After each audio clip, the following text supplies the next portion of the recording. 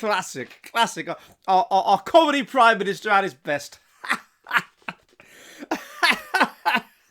Blair is dead in the water, chaps. No such luck. I've just remembered we're all going to die. And not only are we all going to die, but it seems that the whole of humanity might die. The whole of civilization might die out, and we may well be one of the last few generations of humanity. Hello, and welcome to this edition of the Jolly Heretic. Now, today I would like to talk about the possibility that we might just die out as a species, or certainly civilization might die out for 10,000 years, and we may well be one of the last generations of humanity, and certainly one of the last generations of civilization. Now, why is this the case? Well, let me explain. We have recently seen in Africa the re-emergence of Marburg virus. Marburg virus is not very nice. According to the World Health Organization, it has a mortality rate of, well, some people estimate 30%, but some people estimate as high as 88%. If you get it, it's nausea, vomiting, chest pain, sore throat, abdominal pain, diarrhea. The symptoms are increasingly awful. You go into shock, you get jaundice, inflammation of the pancreas, severe weight loss, delirium, liver failure, massive hemorrhaging, multi-organ dysfunction, and eventually you bleed to death, to some extent, out of your arse. It's really not a very nice way to go. And as I say, mortality rate of up to 88%, and nothing really that we can do about it. No vaccine, nothing like that. Now, Ebola, you also have that. That's pretty awful in Africa. Yellow fever, Lassa, all of these, about a 10% mortality rate, but they do have vaccines. Marburg the virus, really not very nice, as if not more lethal than the Black Death, and no vaccine. Now, it's not amazingly contagious. You get it through sort of blood-to-blood contact, things like that.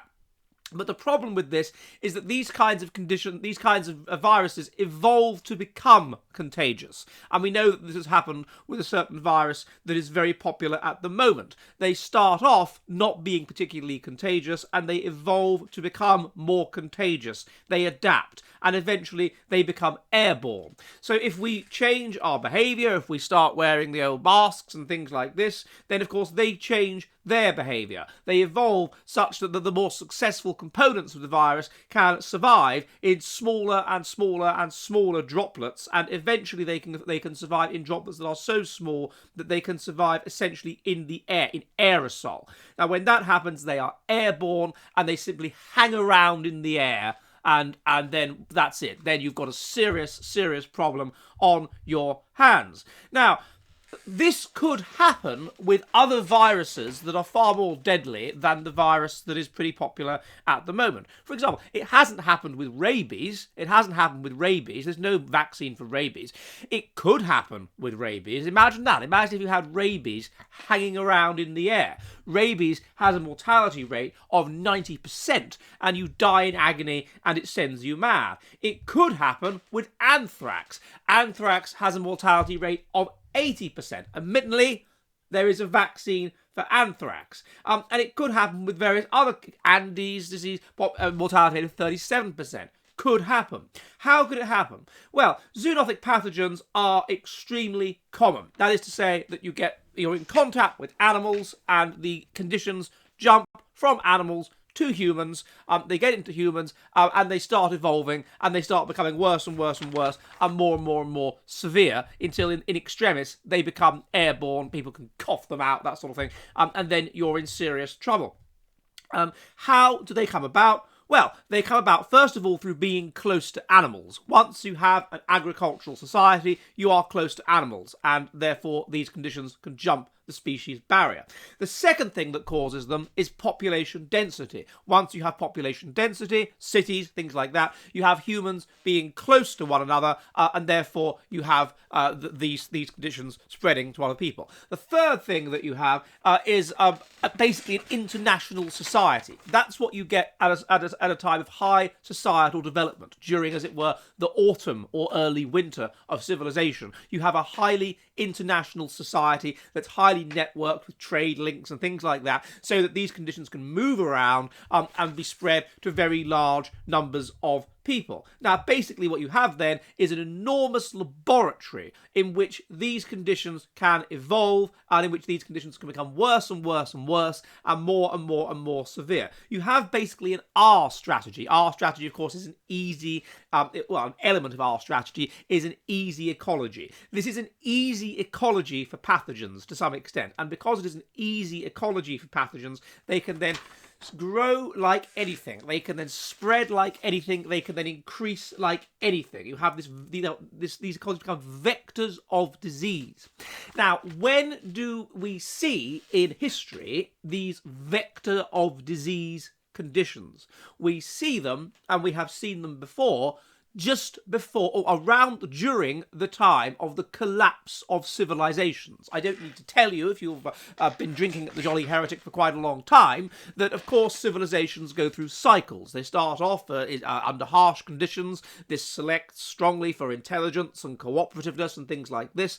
This then creates the civilization. This then creates the civilization, then reduces the harshness of the conditions because it brings in things like, as you saw with Rome and Greece, like plumbing and health care and all that sort of thing. It reduces, there's no less war, it reduces mortality salience. That means you have a rise in mutational load, a rise in basically genetically sick people, more and more people, larger and larger numbers of people, and eventually, for various reasons, people that are more intelligent stop wanting to have children. It's unclear why. One reason could be that they're more environmentally sensitive. It's an evolutionary mismatch. This kind of makes them weird and a bit depressed and they don't want children. Another reason is that you have the rise of contraception and more intelligent people are better able to use it, and they want to have they're wealthy and they think of the future more, so they end up with lower numbers of children. Intelligence starts to go down. So intelligence is going down, genetic health is going down, population density is very, very, very high. There's a complex society with international trade links. This is the perfect time for you to develop a deadly disease. And this is exactly what happened last time. This is what explains, in part, I mean, it was already in decline, but with the collapse of classical civilization, you had the rise of bubonic plague. You had a civilization that was huge civilization of people that were decreasingly genetically healthy and were increasingly stupid and making impulsive decisions. And in that context, in the 500s of the Great Justinian, you have it gets a bit colder.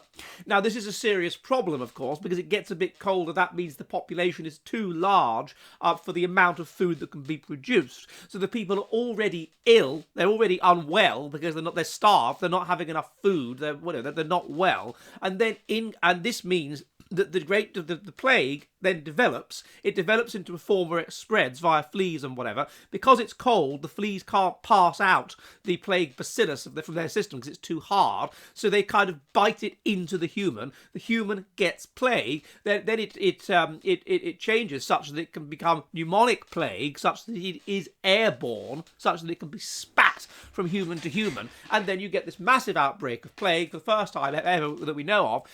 60% mortality rate. What's the result of the 60% mortality rate? Collapse of civilization, degeneration into war and famine, and huge levels of migration, people moving around to try and find land, retreat from the cities, going back to the farms to try and get food, going back to hunting and whatever, people moving around, coming into contact, spreads the plague more mortality, then you get warfare and whatever, people coming into contact, more mortality, then you get the collapse of the cities because they can't be sustained anymore because people are running, no longer have the money to, need these extra things and whatever, so all these people die because they can't get food because their jobs don't get them food anymore, yet more mortality, people move away from the cities back to the land, the cities collapse into ruin and grass grows over them, and so on, and yet fighting for land, more mortality, and so you end up with a death rate of 60%. Now, how is this relating to us? Well, we have exactly the same conditions,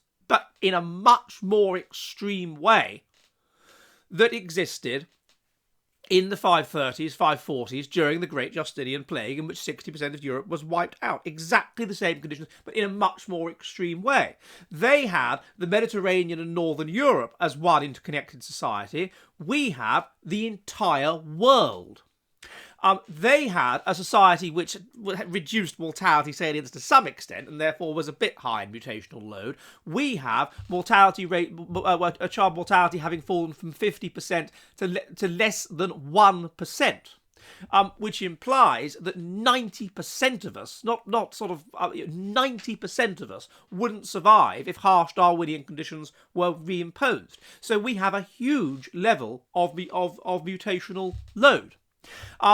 So we are a very genetically sick people, far more so than they are. So we have the conditions that they have, but far worse. The conditions for a massive plague to happen, but far worse. And these plagues will happen from bats or whatever. These things do come about eventually. They will happen eventually. It's in nature that they happen eventually. So that being so, why aren't we all dead? Well, one reason is because the WHO does all that it can. Of course, it worries us and creates, panic and whatever, to try and stop these outbreaks. The second reason is that we have vaccines against lots and lots of things. And the third reason is that we have antibiotics. So, how is our current situation going to balls this up? Well, first of all, IQ is declining. As we know, as I've looked at in other videos, there's a correlation of minus 0.2 between intelligence and how many children you have. The only element of society that has above replacement fertility are those that have an IQ of about 80 in Western countries. IQ is collapsing and should be down, if it's 100 now, to about 85 by the end of the century. Now, what that is going to mean is no new vaccines. Not intelligent enough to create a new vaccine eventually when a new major disease comes along. No vaccine. That's going to mean mass death. And indeed, as intelligence declines, the structure and organisation of society messes up because that's associated with intelligence. So the ability to administer the vaccine, even if you do come up with it, is messed around with. So that's going to mean mass death. The second problem is declining trust. This is a correlate of low intelligence, that you're low in trust. Declining trust will mean, as we see, people refusing to take the vaccine. People thinking that, it's the government trying to control them. Which, I'm not saying they have reason to think that, but the point is that they do think that. And so they're less likely to take the vaccine, and so therefore more death. The third problem is declining genetic health. That means more people getting the illness and the vaccine it's just not good enough. Or they die before they can get it, or whatever, which contributes to the mass death.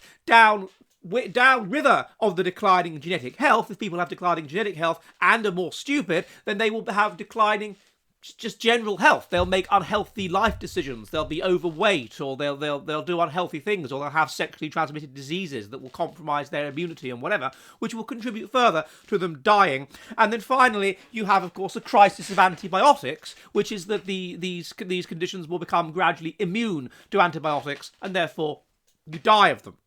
So, what this would mean then, if this collapse happened, and I think it's almost inevitable that it will, the Malthusian cycle, and why would we be any different from the Malthusian cycle, tells you that in any species it's the same. Population grows, population becomes too large, population's massive, everything's good.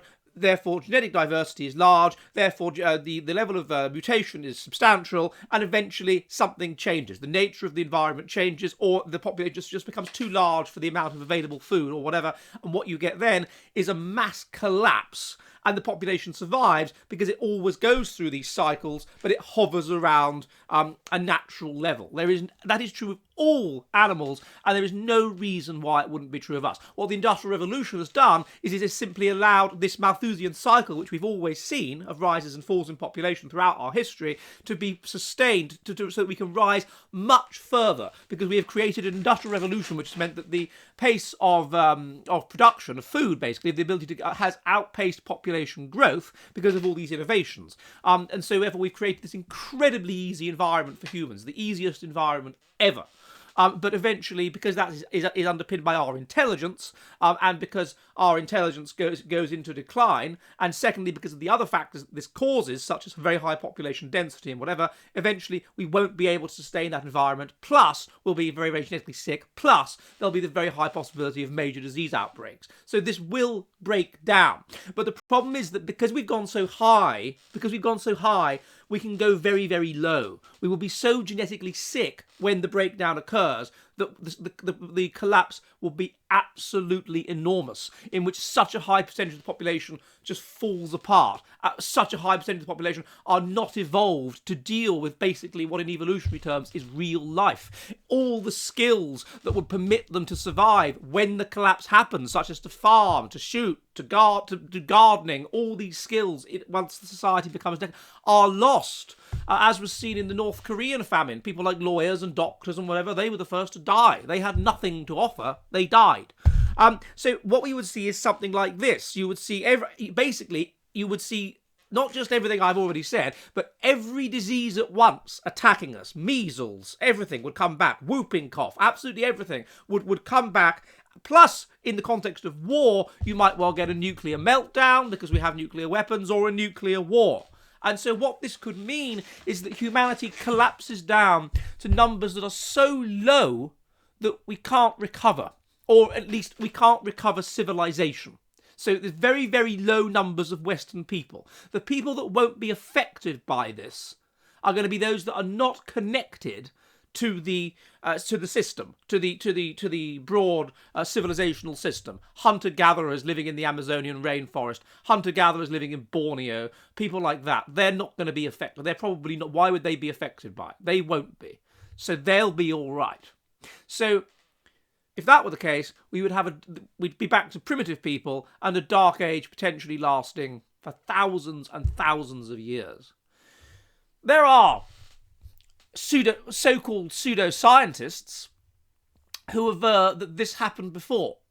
They say, Graham Hancock, people like this, they suggest that this has happened before, that the Sphinx was in fact built about 7,000 years ago, or 8,000 years ago, and that it was the product of a high civilization that existed back then, and that civilization absolutely collapsed. Something appalling happened. It absolutely, totally collapsed. It is suggested that in many mythologies, this is preserved, the memory of this civilization, as, for example, the Watchers in the Bible, this race of giants that existed on Earth when Adam and Eve were thrown out of the Garden of Eden. Why were they seen as giants? They were assumed to be giants, and they had sex with men, with humans, with mankind, because they could build these amazing things. And these extremely primitive hunter-gatherers, or whatever they were, or pastoralists, assumed that they must have been giants to be able to build these things. And what is suggested is that what happened is that you had this tiny remnant of civilization that realised it was all dying out, and went around to these hunter-gatherers trying to tell them about, civilization and so forth in an attempt to preserve it. These hunter-gatherers, because they were so amazing, regarded the Watchers and people like this as godlike and worshipped them as gods. This is Euhemerism. So that Zeus and people like this were actual people who they perceived to be gods and were remembered as gods.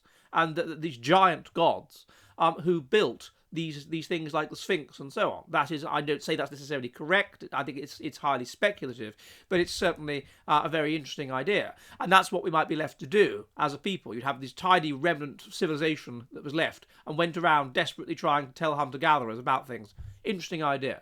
But it is certainly possible that humanity could die out as a consequence of flying so high. We are like Icarus, and we have flown too close to the sun. And we may well go extinct as a result. Well, I hope this has been of interest, and if it has, then please do subscribe. It helps most violently if you do that. You can also subscribe over on Bitchute and Odysee, and remember to help the channel. If you want to do that, you can do it below. I live stream Mondays and Thursdays, 7 p.m. UK time, 2 p.m. New York. If you want to send in questions, you can do so. I will research them and answer them, and I will see you soon, and goodbye!